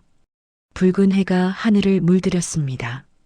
엄마도 이 해를 봐야 해요. 새로운 날이 시작됐어요. 도연의 목소리가 떨렸습니다. 그때였습니다. 선아의 손가락이 움직였어요. 아주 조금 미세하게 움직였습니다. 도연은 숨을 멈췄습니다. 선아를 똑바로 바라봤어요. 엄마. 선아의 눈꺼풀이 떨렸습니다. 천천히, 아주 천천히 눈을 떴어요. 엄마. 도연이 외쳤습니다. 간호사를 불렀어요. 간호사가 급히 달려왔습니다. 의식이 돌아왔습니다. 간호사가 선아의 상태를 확인했어요. 혈압을 재고 동공을 확인했습니다. 선아 씨, 들리세요? 간호사가 물었습니다. 선아는 천천히 고개를 끄덕였어요. 산소 마스크 너머로 입술이 움직였습니다. 하준이. 작은 목소리였습니다. 도연은 선아의 손을 꽉 쥐었어요. 괜찮아요, 엄마. 하준이 살았어요. 수술 성공했어요. 선아의 눈에 눈물이 고였습니다. 입가에 미소가 번졌어요. 다행이다. 선아는 속삭였습니다. 그리고 도연을 바라봤어요. 민재야. 네, 엄마. 저 여기 있어요. 도연은 울었습니다. 선아의 손을 이마에 댔어요. 따뜻한 손이었습니다. 창밖으로 해가 완전히 떠올랐습니다. 새로운 날이 시작됐어요. 긴 밤이 끝나고 아침이 왔습니다. 일주일이 지났습니다. 선아는 일반 병실로 옮겼어요. 중환자실에서 나올 수 있을 만큼 건강이 회복됐습니다. 하준도 빠르게 회복하고 있었습니다. 이식받은 심장이 잘 작동하고 있었어요. 얼굴에 혈색이 돌아왔습니다. 예전의 창백한 모습은 찾아볼 수 없었어요. 선아의 병실에 도연이 하준을 데리고 왔습니다. 하준은 휠체어에 앉아 있었어요. 아직 걷기는 힘들었지만 표정은 밝았습니다. 할머니. 하준이 환하게 웃었습니다. 선아는 침대에 앉아 하준을 바라봤어요. 눈물이 주르르 흘러내렸습니다. 하준아, 이리 와봐. 하준이 휠체어를 천천히 밀어 침대로 다가왔어요. 선아는 손을 내밀어 하준의 뺨을 만졌습니다. 따뜻하고 부드러웠어요. 많이 아팠지? 조금요. 하지만 이제 괜찮아요. 의사 선생님이 곧 퇴원할 수 있대요. 하준의 목소리는 힘이 있었습니다. 선아는 하준을 안았어요. 작고 따뜻한 몸이 품에 안겼습니다. 할머니, 고마워요. 할머니 덕분에 제가 살았어요. 하준이 속삭였습니다. 선아는 하준의 등을 쓰다듬었어요. 아니야. 할머니가 더 고마워. 할머니에게 손자를 선물해줘서 고마워. 도연은 그 모습을 지켜봤습니다. 눈가가 뜨거워졌어요. 엄마와 아들, 할머니와 손자, 10년 동안 떨어져 있었던 가족이 다시 만났습니다. 엄마 의사 선생님이 2주일 후면 퇴원하셔도 된대요. 도연이 말했습니다. 선아는 고개를 끄덕였어요. 그렇구나. 빨리 집에 가고 싶네. 엄마 집으로 가실 건가요? 선아는 잠시 생각했습니다. 그리고 조용히 말했어요. 아직 모르겠구나. 혼자 살던 집인데. 엄마. 도연이 선아 옆에 앉았습니다. 선아의 손을 잡았어요. 저희 집으로 오세요. 하준이도 할머니가 필요하고 저도 엄마가 필요해요. 선아는 도연을 바라봤습니다. 도연의 눈이 진심으로 빛나고 있었어요. 그래도 될까? 당연하죠. 엄마니까요. 하준이 끼어들었습니다. 할머니, 우리 집에 와요. 제 방 옆에 큰 방이 있어요. 거기서 지내시면 돼요. 선아는 웃음을 터뜨렸습니다. 눈물이 흘러내렸지만 웃고 있었어요. 그래, 그럼 할머니가 놀러 갈게. 놀러 오는 게 아니라 같이 사는 거예요. 하준이 외쳤습니다. 선아는 하준을 안아줬어요. 2주일이 빠르게 지났습니다. 선아는 퇴원 날을 맞았어요. 병원복을 벗고 평상복을 입었습니다. 거울을 봤어요. 조금 야윈 얼굴이었지만 표정은 밝았습니다. 도연이 차를 가지고 왔습니다. 검은색 고급 세단이었어요. 선아는 뒷좌석에 앉았습니다. 부드러운 가죽 시트가 편안했어요. 어디로 가는 거니? 선아가 물었습니다. 도연은 백미러로 선아를 봤어요. 미소를 지었습니다. 비밀이에요, 엄마. 차는 서울을 벗어났습니다. 고속도로를 달렸어요. 창밖으로 풍경이 빠르게 지나갔습니다. 2시간쯤 달렸을까요? 차는 동해안으로 향했습니다. 선아는 깜짝 놀랐어요. 민재야, 여기는. 네, 맞아요. 엄마가 저를 잃어버린 곳이에요. 차는 작은 해변 마을에 멈췄습니다. 도연은 차에서 내려 뒷문을 열었어요. 선아를 부축해 내렸습니다. 파도 소리가 들렸습니다. 잔잔한 파도가 백사장을 쓸고 있었어요. 햇살이 바다를 비춰 반짝였습니다. 선아는 바다를 바라봤습니다. 10년 전 그날이 떠올랐어요. 민재가 파도에 휩쓸려간 그날. 선아는 이 바다를 원망했습니다. 아들을 빼앗아간 바다를요. 하지만 이제는 달랐습니다. 이 바다가 아들을 다시 돌려준 것 같았어요. 엄마, 이리 오세요. 도연이 선아의 손을 잡았습니다.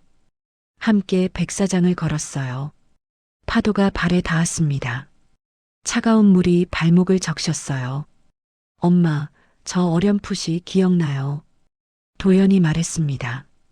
선아는 도연을 바라봤어요. 파도 소리, 엄마 목소리, 그리고 이 바다.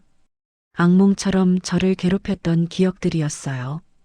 도연의 목소리가 떨렸습니다. 하지만 이제 알았어요.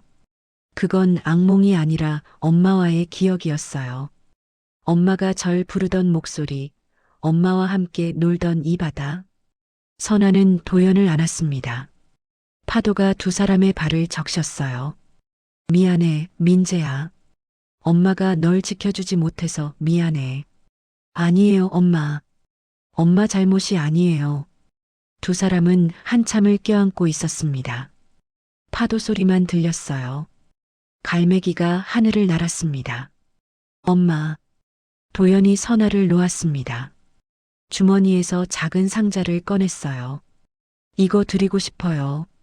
상자를 열었습니다. 안에 목걸이가 들어 있었어요. 은색 목걸이였습니다.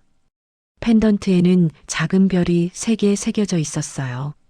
제 목에 있는 점처럼 별이 3개예요. 엄마가 그랬잖아요. 제 특별한 별자리라고. 선아의 눈에 눈물이 고였습니다. 도연이 목걸이를 선아의 목에 걸어줬어요. 이제 엄마가 이별을 가지세요. 저와 엄마를 이어주는 별이에요. 선아는 펜던트를 만졌습니다. 차가운 금속이 손에 닿았어요. 고마워, 민재야. 두 사람은 다시 바다를 바라봤습니다. 수평선 너머로 해가 기울고 있었어요. 노을이 하늘을 붉게 물들였습니다. 엄마, 하준이가 기다려요. 집으로 가요. 도연이 말했습니다. 선아는 고개를 끄덕였어요. 하지만 한 번 더 바다를 봤습니다. 고마워. 선아는 작은 소리로 말했습니다. 바다에게 하는 말이었어요. 아들을 빼앗아갔지만 다시 돌려준 바다에게요. 파도가 대답하듯 백사장을 쓸었습니다. 잔잔하고 부드러운 파도였어요. 차를 타고 서울로 돌아왔습니다. 도연의 집은 강남에 있었어요. 고층 아파트 30층이었습니다. 현관문을 열자 하준이 뛰어나왔습니다. 이제 걸을 수 있었어요. 할머니. 하준이 선아를 안았습니다. 선아는 하준을 꼭 안아줬어요. 할머니 방이에요. 제가 꽃도 놓았어요. 하준이 선아의 손을 잡고 방으로 안내했습니다. 넓은 방이었어요. 창문으로 서울 야경이 보였습니다. 침대 옆 탁자에 꽃병이 놓여 있었어요. 하얀 국화였습니다. 예쁘다. 선아가 말했습니다. 하준은 신이 나서 방을 구경시켜줬어요. 여기 화장실이고요. 여기는 옷장이에요. 아빠가 옷도 많이 사뒀대요. 선아는 옷장을 열었습니다. 새 옷들이 가득했어요. 도연이 준비한 것이었습니다. 너무 많이 준비했구나. 선아는 웃었습니다. 도연이 문 앞에 서 있었어요. 엄마 마음에 드세요? 그럼. 너무 좋다. 그날 밤 세 사람은 함께 저녁을 먹었습니다. 도연이 직접 요리한 음식이었어요. 서툴렀지만 정성이 가득했습니다. 하준아, 이 요리가 아빠가 만든 요리니? 선아가 놀라서 물었습니다. 하준이 웃으며 대답했어요. 네, 아빠가 오늘 유튜브 보고 배웠대요. 할머니 오시니까요. 선아는 음식을 한 입 먹었습니다. 맛은 완벽하지 않았어요. 하지만 따뜻했습니다. 가슴이 따뜻해지는 맛이었어요. 맛있다. 선아가 말했습니다. 도연은 수줍게 웃었어요. 식사를 마치고 거실에 앉았습니다. 하준은 선아 옆에 바짝 붙어 앉았어요. 도연은 맞은편 소파에 앉았습니다. 할머니, 옛날 이야기 해주세요. 아빠 어렸을 때 이야기요. 하준이 졸랐습니다. 선아는 웃으며 이야기를 시작했어요. 내 아빠는 말이야, 어렸을 때 정말 장난꾸러기였단다. 도연은 엄마의 이야기를 들으며 미소 지었습니다. 하준은 눈을 반짝이며 들었어요. 밤이 깊어갔습니다. 하준은 선아의 무릎에 기대 잠들었어요. 선아는 하준의 머리를 쓰다듬었습니다. 엄마. 도연이 조용히 불렀습니다. 행복해요. 진짜 행복해요. 선아는 고개를 끄덕였습니다. 눈물이 흘러내렸어요. 하지만 슬픈 눈물이 아니었습니다. 기쁨의 눈물이었어요. 창밖으로 서울의 불빛이 반짝였습니다. 멀리 한강이 보였어요. 물은 천천히 흘러가고 있었습니다. 세월처럼요. 바다가 사람을 삼켰지만 세월은 그 사람을 돌려줬습니다. 모성의 기도는 파도처럼 끊임없이 밀려와 결국 아들을 다시 육지로 데려왔어요. 선아는 목에 걸린 목걸이를 만졌습니다. 세 개의 별이 손끝에 닿았어요. 차갑지만 따뜻한 느낌이었습니다. 가족이 다시 모였습니다. 10년이라는 긴 시간이 지났지만 사랑은 변하지 않았어요. 오히려 더 깊어졌습니다. 선아는 눈을 감았습니다. 평온한 얼굴이었어요. 마음속 깊은 곳에서 파도 소리가 들렸습니다. 하지만 이제는 무섭지 않았어요. 그 파도는 아들을 데려온 파도였으니까요. 석 달이 흘렀습니다. 봄이 왔어요. 겨울 동안 얼어붙었던 땅에서 새싹이 돋아났습니다. 나무에는 연두색 잎이 돋았어요. 하주는 완전히 회복했습니다. 병원에 다니지 않아도 됐어요. 학교에도 돌아갔습니다. 친구들과 뛰어놀고 웃고 평범한 아이처럼 지냈어요. 선아는 도연의 집에서 살고 있었습니다. 매일 아침 하준을 깨워 학교에 보냈어요. 저녁에는 세 식구가 함께 식사했습니다. 평범한 일상이었지만 선아에게는 기적 같은 날들이었어요. 어느 토요일 아침이었습니다. 선아는 일찍 일어나 아침을 준비했어요. 계란말이와 김치찌개, 그리고 따뜻한 밥을 차렸습니다. 좋은 아침이에요, 엄마. 도연이 거실로 나왔습니다. 잠옷 차림이었어요.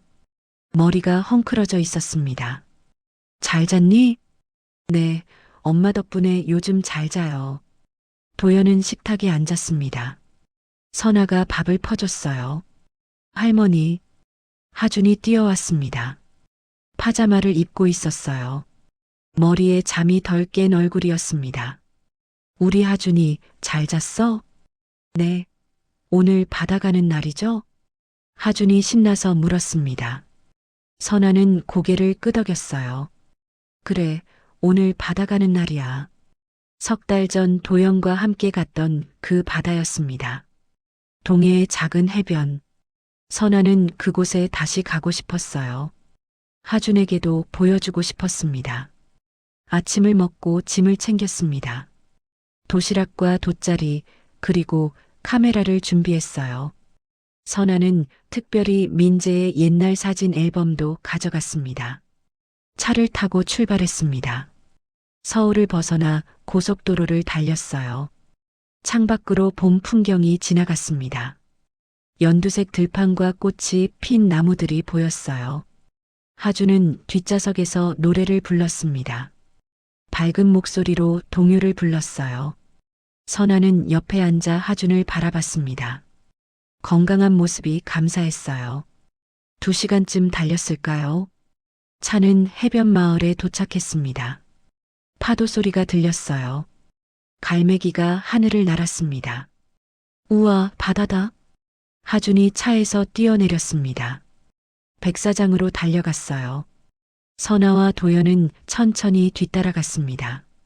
바다는 잔잔했습니다. 파도가 부드럽게 백사장을 쓸었어요. 햇살이 바다를 비춰 반짝였습니다. 하준은 신발을 벗고 파도에 발을 담갔습니다. 차가워요. 하지만 기분 좋아요. 하준이 소리쳤습니다. 선아는 웃으며 하준을 바라봤어요. 10년 전 민재도 저렇게 파도에서 놀았었죠. 엄마. 도연이 선아 옆에 섰습니다. 함께 바다를 바라봤어요. 저도 여기서 놀았었나요? 그래. 내가 정말 좋아했어. 파도를 따라 뛰어다니고 조개 껍데기를 주웠지. 선아는 앨범을 열었습니다. 민재의 사진을 보여줬어요. 8살 민재가 파도에서 웃고 있는 사진이었습니다. 도연은 사진을 오래 바라봤습니다. 그 아이가 자신이라는 게 아직도 신기했어요. 제 기억 속에는 없지만 마음 어딘가에는 남아있는 것 같아요. 도연의 목소리가 부드러웠습니다. 선아는 도연의 손을 잡았어요. 괜찮아. 새로운 기억을 만들면 돼. 두 사람은 하준에게 다가갔습니다. 돗자리를 펴고 앉았어요. 선아가 준비한 도시락을 꺼냈습니다. 할머니가 만든 김밥이에요. 하준이 신나서 김밥을 집어들었습니다.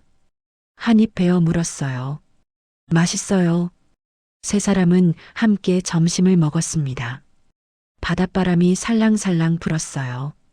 갈매기가 날아와 멀리서 지켜봤습니다. 하준아, 할머니가 이야기 하나 해줄게. 선아가 말했습니다. 하준은 김밥을 먹다 멈추고 할머니를 봤어요. 옛날에 말이야, 바다가 할머니에게서 소중한 걸 가져갔단다.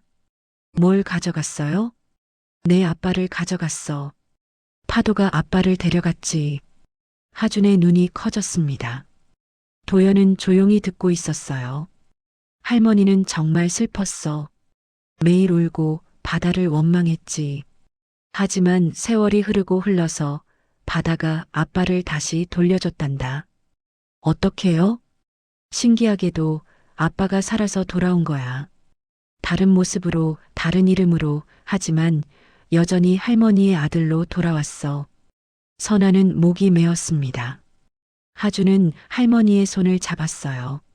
할머니, 이제 안 슬퍼요? 아니, 이제는 행복해. 아빠도 찾았고 하준이라는 예쁜 손자도 생겼잖아. 하준은 할머니를 안았습니다. 선아는 하준을 꽉 안아줬어요. 도연은 두 사람을 바라봤습니다. 가슴이 벅차올랐어요. 눈물이 흘러내렸습니다. 엄마 고마워요. 저를 찾아줘서 고마워요. 선아는 도연도 안았습니다. 세 사람은 돗자리 위에서 껴안고 있었어요. 파도 소리가 그들을 감싸 안았습니다. 해가 기울기 시작했습니다. 노을이 하늘을 붉게 물들였어요. 바다도 붉게 물들었습니다. 사진 찍어요. 하준이 외쳤습니다. 도연은 카메라를 꺼냈어요. 세 사람은 나란히 섰습니다. 바다를 배경으로요. 하나, 둘, 셋. 카메라 셔터가 눌렸습니다. 찰칵 소리와 함께 순간이 기록됐어요. 사진 속 세 사람은 환하게 웃고 있었습니다. 선아는 가운데 서서 도연과 하준을 안고 있었어요. 도연은 한쪽 팔로 엄마를, 다른 팔로 아들을 안고 있었습니다. 하준은 두 손을 들어 V를 그렸어요. 완벽해요. 도연이 사진을 확인하며 말했습니다. 정말 완벽한 사진이었어요. 행복이 그대로 담긴 사진이었습니다. 해가 완전히 졌습니다. 하늘에 별이 하나둘 떠올랐어요. 바다는 어두워졌지만 여전히 파도 소리가 들렸습니다. 이제 집으로 갈까? 도연이 물었습니다. 하준은 고개를 끄덕였어요. 선아는 마지막으로 한 번 더 바다를 바라봤습니다. 안녕, 그리고 고마워. 선아는 작은 소리로 말했습니다. 바다에게 작별 인사를 하는 거였어요. 이제는 원망도 슬픔도 없었습니다. 감사만 있었어요. 차를 타고 서울로 돌아왔습니다. 하준은 뒷좌석에서 잠들었어요. 선아는 하준의 머리를 무릎에 베게 해줬습니다. 부드럽게 머리를 쓰다듬었어요. 엄마, 도연이 운전하면서 말했습니다. 행복해요. 정말 행복해요. 나도 그래. 선아는 창밖을 바라봤습니다. 고속도로 불빛이 스쳐 지나갔어요. 멀리 서울의 불빛이 보이기 시작했습니다. 집에 도착했습니다. 도연은 잠든 하준을 안아 올렸어요. 선아는 짐을 들고 따라 들어갔습니다. 하준을 침대에 눕혔습니다. 이불을 덮어줬어요. 하준은 편안한 얼굴로 자고 있었습니다. 잘 자, 우리 하준이. 선아는 하준의 이마에 입맞춤했습니다. 도연도 아들의 이마에 입맞춤했어요. 거실로 나왔습니다. 선아는 소파에 앉았어요. 도연은 차를 끓여왔습니다. 엄마, 차 드세요. 고마워. 두 사람은 조용히 차를 마셨습니다. 창밖으로 서울의 야경이 보였어요. 수많은 불빛이 반짝였습니다. 엄마, 제가 엄마 아들이라는 게 아직도 꿈 같아요. 도연이 말했습니다. 선아는 미소를 지었어요. 나도 그래. 하지만 이건 꿈이 아니야. 현실이야. 우리의 기적이지. 도연은 고개를 끄덕였습니다. 선아의 손을 잡았어요. 앞으로도 계속 함께 있어 주세요. 당연하지. 엄마는 어디 안 가. 선아는 도연의 손을 꽉 쥐었습니다. 따뜻한 온기가 전해졌어요. 밤이 깊어갔습니다. 선아는 자신의 방으로 갔어요. 침대에 누워 천장을 바라봤습니다. 목에 걸린 목걸이를 만졌습니다. 세 개의 별이 손끝에 닿았어요. 도연이 선물한 목걸이였습니다. 여보, 우리 민재 찾았어요. 이제 행복해요. 선아는 하늘에 있을 남편에게 말했습니다. 눈물이 흘러내렸어요. 하지만 슬픈 눈물이 아니었습니다. 선아는 눈을 감았습니다. 마음속 깊은 곳에서 파도 소리가 들렸어요. 부드럽고 평온한 파도 소리였습니다. 바다는 사람을 삼켰지만 세월은 그 사람을 돌려줬습니다. 모성의 기도는 파도처럼 끊임없이 밀려와 결국 아들을 다시 육지로 데려왔어요. 10년이라는 긴 시간이었습니다. 하지만 기다린 만큼 소중한 시간이었어요. 이제 선아에게는 아들이 있었습니다. 그리고 손자도 있었어요. 가족이 완성됐습니다. 잃어버렸던 조각이 제자리를 찾았어요. 이제 선아의 인생은 다시 완전해졌습니다. 창밖으로 달빛이 들어왔습니다. 부드러운 달빛이 선아의 얼굴을 비췄어요. 평온한 미소가 입가에 번졌습니다. 새로운 내일이 기다리고 있었습니다. 함께할 가족이 있는 내일이요. 선아는 그 내일이 기대됐어요. 눈을 감았습니다. 편안한 잠에 빠져들었어요. 꿈속에서는 바다가 보였습니다.